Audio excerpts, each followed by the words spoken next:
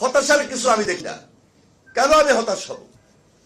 17 বছর আমি একটা অত্যাচার নির্যাতনের কাছে আমি হতাশ হই নাই, মাথা নত করি নাই। আর এখন হাসিনা মুক্ত পরিবেশে, ফ্যাসিলিটি মুক্ত পরিবেশে আমি হতাশ হব?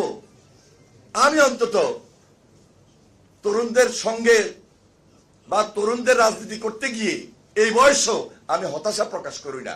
সুতরাং এই তরুণ কখনো হতাশ হতে পারে না, এই যুবক হতাশ হতে পারে না, এই ছাত্র হতাশ হতে পারে না। এটা আমাকে ধারণ করতে হবে। যে জাতি, যে যুবক, যে ছাত্র, যে তরুণ ধারণ করবে না, সেই দেশে গণতান্ত্রিক পরিবেশ, গণতন্ত্রের বীজ কখনো শক্তিশালী হতে পারে না। আমরা দায়িত্ব নিয়ে লড়াই করেছি। সেই এরশাদের বিরুদ্ধে আমরা কখনো চিন্তা করি নাই যে আন্দোলনের পর আমাকে কিছু পেতে হবে, আন্দোলন সংগ্রাম করে কিছু পেতে হবে। লোভ লালসা আমাদের মধ্যে কাজ করে নাই।